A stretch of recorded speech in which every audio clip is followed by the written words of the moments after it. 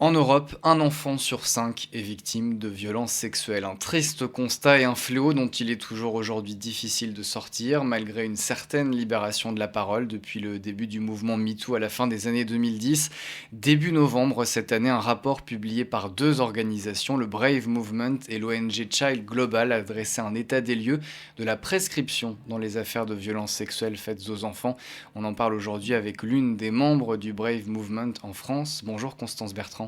Bonjour. Et merci d'être avec nous aujourd'hui sur Euradio. Alors ce rapport demande de rendre tous les crimes sexuels faits aux enfants imprescriptibles. Pourquoi cette question, elle est centrale dans le combat que vous menez ? Elle est centrale parce qu'aujourd'hui, il y a plusieurs phénomènes. Il y a le phénomène, par exemple, de l'amnésie traumatique qui fait qu'un enfant est agressé ou violé dans son enfance et oublie, son cerveau le protège. Et donc, pendant des décennies, parfois, il ne va pas se souvenir de ce qui lui est arrivé. Ça ne veut pas dire que son corps ne va pas s'en souvenir, hein.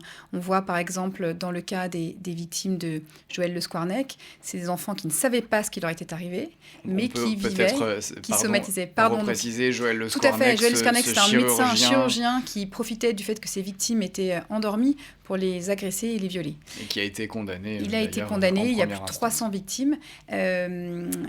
Mais voilà, donc ces personnes-là ne savaient pas qu'elles avaient été agressées, mais leur corps le savait, il y avait des manifestations. Et donc plusieurs années après, on peut redécouvrir son traumatisme parce qu'on a une levée de l'amnésie traumatique. Donc ça, c'est un premier phénomène. Et puis, il y en a qui n'oublient pas, mais qui ne veulent pas parler.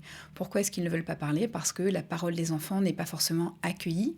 Et donc, ils mettent très, très, très longtemps à enfin dire ce qui leur est arrivé. Et là, on a un phénomène qui est dramatique, c'est qu'on a des adultes pour qui le délai de prescription est passé. Petit rappel, c'est qu'en France, la prescription pour un viol sur un enfant, c'est 30 ans après la majorité. Donc, un jour après vos 48 ans, le jour de vos 48 ans, en fait, c'est terminé. Vous allez pouvoir parler, on va vous écouter, on va souvent vous dire « je te crois », mais on va aussi vous dire « la justice ne pourra rien faire pour toi. Tu n'auras jamais justice. » Parce qu'en fait, c'est trop tard, tu as parlé trop tard. Et donc ça, c'est une violence extrêmement forte qui est faite à ces personnes-là. Parce qu'enfin, elles ont le courage de parler et la justice ne passera pas. Et il y a une autre chose aussi, c'est qu'on a tous ces prédateurs, qui sont des prédateurs souvent sériels. Hein. On n'est jamais la victime d'un prédateur qui n'a agressé qu'un seul enfant. Ça n'existe pas. On a ces prédateurs qui sont dans la nature, qui vivent tranquillement leur retraite et qui ne sont pas inquiétés. Alors on va détailler quelques-unes effectivement de ces données, j'allais dire que vous venez d'exposer, Constance Bertrand. Dans ce rapport, on voit que peu de pays aujourd'hui de l'Union européenne ont mis en place une imprescriptibilité. On va prendre deux exemples. En Irlande, il n'y a pas de prescription pour les crimes sexuels faits aux enfants. En Finlande, il n'y en a plus après 38 ans. On voit qu'il y a une grosse différence entre les différents États membres. Pourquoi peu de pays aujourd'hui européens ont mis en place cette imprescriptibilité ? C'est une très bonne question. C'est pourquoi la question, je la poserai différemment. La question, pourquoi est-ce que tous les pays n'ont pas mis en œuvre cette imprescriptibilité ? Et aujourd'hui, quand on discute avec des politiques, avec des députés, on a du mal à comprendre les résistances. Alors, il y en a beaucoup. Le mot d'ordre, c'est très compliqué. Il y a en ce moment une mission qui est faite par des députés, justement, sur le sujet de l'imprescriptibilité, qui auditionne beaucoup de monde. Et je discutais avec d'autres députés qui ont assisté à ces auditions, qui disent « Ouh là là, c'est très compliqué ». Hier encore, il y a un projet de loi qui a été déposé sur les violences sexistes et sexuelles, et ils ont retiré le sujet de l'imprescriptibilité de ce projet de loi, parce que, et c'est les mots qu'ils utilisent, c'est très compliqué. En fait, c'est pas si compliqué que ça. Il y a des résistances, notamment de la magistrature, qui dit que le seul crime qui peut être imprescriptible en droit français, c'est le crime contre l'humanité. À ça, moi, j'ai envie de répondre. Quand on cible de manière une catégorie de personnes qui sont les enfants de manière systémique, comme on voit que c'est le cas, on a toutes les données d'un crime contre l'humanité. L'humanité de ces enfants a été complètement volée. Et donc, on a la magistrature, les juges, certains avocats qui trouvent que c'est très compliqué. On en a d'autres qui changent d'avis. Et ça, c'est assez extraordinaire à voir. On a par exemple Colette Capdevielle, qui est députée, qui est avocate, qui nous a dit « Moi, pendant des années, j'ai trouvé que la prescription est une bonne chose, ça protégeait les victimes parce que ça les poussait à porter plainte. Et j'ai eu tort. » Elle a rencontré les victimes, notamment de Betaram, et là, elle nous a dit, moi, ça a été un choc. Et elle l'a dit publiquement, elle s'est excusée publiquement, et maintenant, elle soutient le fait qu'on rende imprescriptible les violences faites aux enfants, et en particulier les violences sexuelles. Mais je pense qu'il ne faut pas s'arrêter aux violences sexuelles parce que toute violence doit être condamnée. Et pourquoi il y a cette résistance aujourd'hui encore d'une partie de la magistrature ? C'est une bonne question à laquelle je n'ai pas de réponse. Quand on les interroge, on nous cite des articles de droit, la complexité du droit. Alors parfois, il y a des arguments qui sont « on n'arrivera pas à trouver de preuves aussi longtemps après ».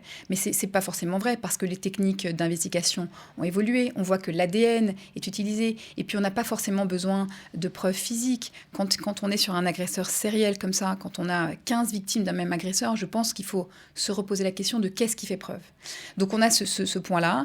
Et puis il y en a qui disent toujours que ça oblige les victimes à porter plainte, que c'est une bonne chose, etc. Je ne connais aucune victime aujourd'hui qui soit pour des délais de prescription. Vous pouvez interroger n'importe quelle victime, et je sais qu'il y a des organismes qui, soi-disant, représentent les victimes, comme par exemple France Victimes, qui sont vent debout contre l'imprescriptibilité. Mais c'est pas vrai. Toutes les victimes, et j'en côtoie beaucoup, sont tous d'accord sur une chose. C'est peut-être la seule chose même sur laquelle on est tous vraiment d'accord, c'est il faut absolument que toutes ces violences deviennent imprescriptibles. Et ce qu'on peut opposer à cela, peut-être, c'est qu'au bout d'un certain moment, quand il n'y a pas de preuves, justement, les souvenirs des victimes, mais comme des agresseurs, soient lointains. C'est pas prendre un risque, entre guillemets, d'une procédure qui soit un peu marquée comme ça par des souvenirs qui sont beaucoup trop lointains, des affaires qui datent de 30, 40 ans, parfois un peu plus. Quand on parle à des victimes, le souvenir, il n'est jamais très lointain. Ils se souviennent exactement de ce qui leur est arrivé. Alors parfois, on ne se souvient plus, est-ce que j'avais 7 ou est-ce que j'avais 8 ans, mais l'acte même qui est cette trahison, cette blessure, ce crime, je peux vous dire qu'ils s'en souviennent en général très précisément. Surtout dans les levées d'amnésie traumatique. Les levées d'amnésie traumatique, c'est des gens qui sont en train de vivre leur quotidien et qui tout d'un coup, on ne sait pas pourquoi à un moment, le voile se lève et tout revient, comme si ça s'était passé hier. Donc on a besoin de croire les enfants. Et de croire les enfants même une fois qu'ils sont devenus adultes. Et c'est toujours le même problème. On voit que la parole de l'enfant est parfois minimisée. On a ce sujet-là de manière très forte, sur les sujets d'inceste paternel notamment. Vous avez sans doute entendu parler de ces mamans qui se battent pour ne pas donner la garde, ne pas laisser leurs enfants à des pères qui sont... incestuels, mais les enfants parlent, les enfants savent très bien, il faut écouter les enfants, il faut leur faire confiance, et quand on a 40, 50, 60 ans, et qu'on se souvient très bien de ce qui nous est arrivé enfant, je pense que le sujet de la mémoire n'est pas un problème. Alors chez les agresseurs, oui, hein, eux, la mémoire, ils la perdent très très vite. Et puis ils minimisent, et puis souvent les enfants, alors dans le cas notamment des violences commises en milieu scolaire, vous savez bien que c'était toujours des enfants qui étaient... On a l'enfant qui est blâmé parce qu'il était agité, parce qu'il était perturbateur, il était mauvais élève, donc forcément, voilà, il était problématique, donc c'est de la faute de l'enfant. Mais je crois vraiment qu'il faut croire les enfants, même quand ils ont 50 ou 60 ans, il faut les écouter et les croire. Alors au niveau européen, Constance Bertrand, il y a plusieurs conventions et textes qui ont pour objectif de lutter contre les violences sexuelles, en particulier celles faites aux enfants. Il y a la convention d'Istanbul, celle de Lanzarote. Pourquoi aujourd'hui elle ne fonctionne pas, ou en tout cas ne semble pas fonctionner totalement pour protéger les victimes ? Il faut que tout ça se soit inscrit dans le droit de chaque pays, en fait. Il faut que la France, notamment, elle a signé la Convention de Lanzarote, elle s'est engagée. Il y a plein de réunions dans lesquelles les différents pays européens s'engagent à mettre en place des choses qu'ils ne font pas derrière. On a par exemple un engagement sur le Conseil national des victimes et survivants qui avait été pris à Bogota. Bon, voilà, on a une annonce qui a été faite la semaine dernière. Après une lutte et un plaidoyer fort que vous pouvez imaginer des associations. Donc, je crois qu'il faut de la volonté politique, il faut du courage. Je pense que nous sommes à un tournant de notre histoire, un tournant de la façon dont on regarde les enfants, dont on les traite. J'espère que le combat que nous menons fera en sorte que plus aucun enfant n'aura jamais à se poser la question de ce que c'est que la violence. Il y a une étude, j'ai lu un article ce matin dans la presse qui disait, qui ont regardé ce qui se passait dans les écoles. Ils disent que 42% des enfants dans les écoles ont subi des violences sexuelles. Et 85 des violences diverses. Alors les violences sexuelles, pas forcément d'adultes, parfois c'est entre enfants, mais 85% d'enfants dans les écoles en France, aujourd'hui en 2025, qui disent avoir subi de la violence, c'est quand même dramatique. Ça veut dire que personne n'est protégé. Et en fait, il faut aussi qu'on se repose la question de ce que c'est que la violence, notamment la violence éducative.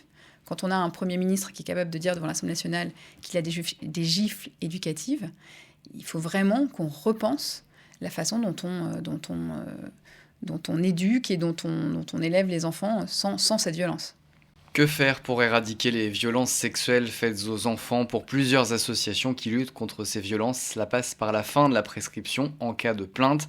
On en parle aujourd'hui avec Constance Bertrand, membre du mouvement Brave en France. Alors au-delà de cette imprescriptibilité, qu'est-ce que l'Europe peut faire de plus, de mieux pour lutter contre les violences sexuelles faites aux enfants?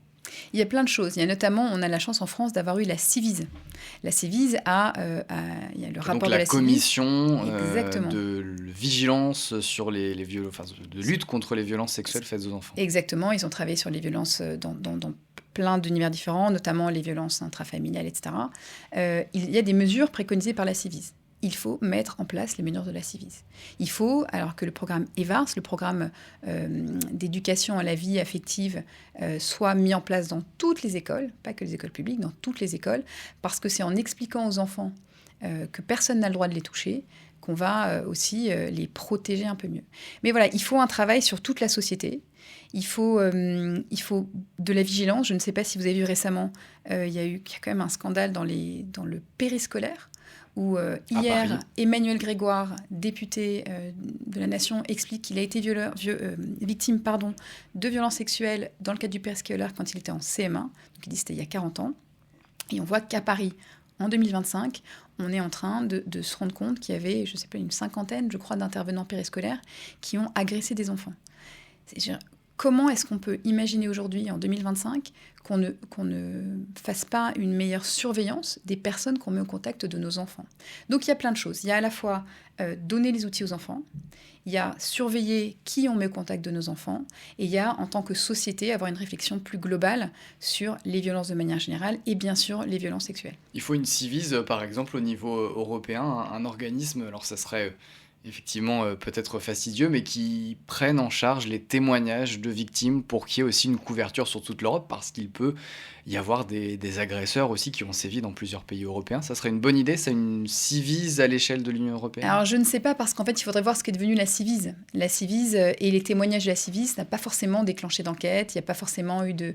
Aujourd'hui les témoignages de la Civise, ils sont sans doute archivés quelque part, mais ça n'a pas forcément... La Civise n'avait pas pour vocation à déclencher des enquêtes et à chercher des prédateurs. Mais il faut se poser la question, en effet, avec l'espace Schengen, les prédateurs vont d'un pays à l'autre. Donc ça veut dire qu'un prédateur qui est en Irlande et qui se dit « Ouh là là, moi ici, il n'y a pas de prescription, je vais aller en France, je vais aller... alors il y a des pays où la prescription est encore plus éloignée que la France. Et donc voilà, il y a aussi le fait que l'Europe est un espace de libre circulation, mais pas avec les mêmes règles. Donc quand vous n'avez pas les mêmes règles du jeu partout, bah forcément, ceux qui trichent vont aller s'abriter dans les pays qui les protègent. Sachant que là, vous parlez de prédateurs, donc on va dire des personnes extérieures, mais dans plus de 70%, 70 à 85% des cas, même l'agresseur, c'est une personne connue de la victime, de la famille ou des amis. Et là, comment on fait justement pour éviter la commission de ces faits au sein même de la famille? C'est une question qui est très difficile. Je pense qu'il faut être attentif à ces enfants. Je pense qu'il faut se référer aussi à tous les écrits sur le sujet, notamment de psychologues, toutes les formations. Le programme EVARS, encore une fois, protège les enfants aussi. Et puis, il faut écouter les enfants, surtout. Les enfants parlent. Les enfants parlent avec des mots, mais ils parlent avec leur corps aussi. Il y a des enfants, on entend des mamans qui disent « Mes enfants avaient tout le temps mal au ventre avant d'aller chez leur père. Mes enfants se mettaient à pleurer dès qu'ils voyaient leur oncle, tel ami, etc. » Donc il faut écouter les enfants, il faut les regarder, il faut leur parler aussi, leur expliquer les choses, leur dire personne n'a le droit de te toucher, personne n'a le droit de te mettre dans une situation qui te met inconfortable. Et ça paraît évident, mais en fait on se rend compte que c'est des sujets qui sont pas faciles à aborder. Donc il faut peut-être accompagner les parents aussi pour mieux les outiller. Mais il y a plein de choses à faire. En tout cas, il faut aussi que ça soit un sujet, une priorité nationale, la protection de l'enfance, ce qui n'est pas vraiment le cas aujourd'hui. Et une priorité européenne. Pourtant, il y a eu un texte voté par le Parlement européen en juin 2024 sur l'imprescriptibilité pénale des violences sexuelles faites aux enfants. Avec le Brave Movement, j'imagine que vous aimeriez que ce texte soit appliqué. Où en êtes-vous de vos discussions peut-être aujourd'hui avec les députés européens, français, européens? Alors au niveau de l'Europe, c'est assez clair en fait. On arrive, il y a des directives européennes, il faut juste qu'elles soient traduites dans le droit français. Mais c'est là que le bât blesse, puisque tout le monde dit que c'est compliqué, que chaque pays européen a une législation différente. Moi, je pense qu'en fait, c'est une question de volonté politique, puis une volonté tout court. Peut-être un peu de courage, parce que oui, c'est vrai, on va changer des choses, on va avoir de nouveaux paradigmes. Donc nous, on échange beaucoup, évidemment, au niveau européen, mais pour ma part, au niveau français, on échange avec énormément de députés, notamment, qui sont très, très engagés sur le sujet. Et il faut vraiment les saluer, parce que ils vont parfois à contre-courant du mouvement auquel ils appartiennent. Et donc, c'est assez intéressant de voir qu'on a des députés... j'allais dire de presque tous les bords, mais qui s'emparent du sujet et qui veulent le soutenir. Maintenant, on a des résistances très très fortes, et c'est contre ces résistances-là qu'il va falloir qu'on se batte, parce que le sujet, ça n'est pas un détail en fait. Cette imprescriptibilité, elle va permettre de sauver des enfants en fait. Alors vous-même, Constance Bertrand, vous avez déposé plainte récemment avec d'autres victimes pour des faits de violence au sein de l'institution Saint-Dominique à Neuilly-sur-Seine, il y a sur plusieurs années. La procédure, elle en est où aujourd'hui? Alors, comme vous le savez, le secret de l'enquête ne permet pas vraiment qu'on ait beaucoup d'informations. Ce que nous savons, c'est que l'enquête est toujours au stade préliminaire. Ce qui devait être une enquête assez courte, finalement, ça fait depuis mars que l'enquête est en cours. Donc on salue évidemment le travail de la Brigade des mineurs de Nanterre, qui fait un travail de fond, qui a reçu énormément de personnes, qui a auditionné beaucoup de témoins, de victimes. Mais c'est vrai qu'on a hâte que ça avance. On a dénoncé une dizaine de prédateurs et de personnes violentes à Saint-Do. Malheureusement, à date, on a été plusieurs à porter plainte, mais il n'y a qu'une plainte qui ne tombe pas sous le coup de la prescription. Et on parle de choses extrêmement graves, on parle évidemment de violences sexuelles. Donc, on est toutes les victimes dans l'enseignement catholique aujourd'hui, et on est énormément de collectifs, vous le savez, il y en a tous les jours des nouveaux, il y en a un nouveau dans la région de Nantes depuis aujourd'hui.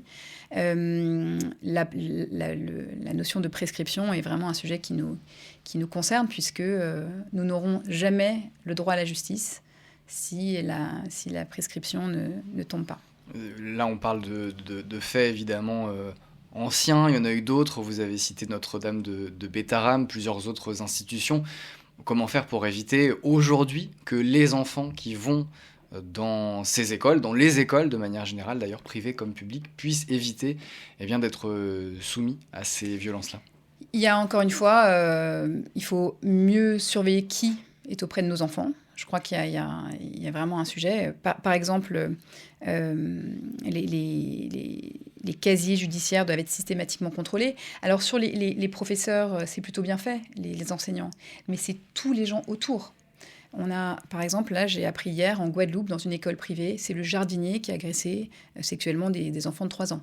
Donc il faut que vraiment tous les gens qui sont en contact des enfants soient passés au crible. En fait. On ne peut pas se permettre, et il faut avoir une tolérance zéro. Il faut qu'il y ait un suivi de ces personnels aussi, qui ne sont pas les personnels enseignants. Et puis ensuite, il y a encore une fois, écouter les enfants, les former, leur donner des outils et s'assurer qu'on ne laisse rien passer. Il y a des signaux forts, des enfants qui parlent, puis il y a des signaux faibles. Il faut peut-être aussi faire ce travail en accompagnement des parents, parce que les parents sont les premiers à voir les enfants. Et on voit des choses Les enfants, ça parle soit avec, je vous l'ai dit tout à l'heure, avec des mots, avec le corps, les notes qui baissent d'un coup, les enfants qui se referment sur eux-mêmes, etc. Il y a plein de choses. Et puis il faut vraiment que le sujet ne soit pas un sujet annexe. Il faut que ce soit la priorité. La priorité dans l'enseignement, ça doit être de protéger les enfants qui y sont et évidemment de leur enseigner des choses. La priorité, donc, pour vous, Constance Bertrand, c'est la lutte contre les violences sexuelles faites aux enfants et la libération donc de la parole. et la fin, on l'a compris, également de l'imprescriptibilité. Merci beaucoup Constance Bertrand. Je rappelle que vous êtes membre du Brave Movement en France, et donc on peut retrouver ce rapport sur l'état des lieux de la prescription au niveau européen, publié à la fois par le Brave Movement et l'ONG Child Global. C'est sur le site internet de ces deux organismes. Encore merci Constance Bertrand d'avoir été avec nous sur Euradio. Merci à vous.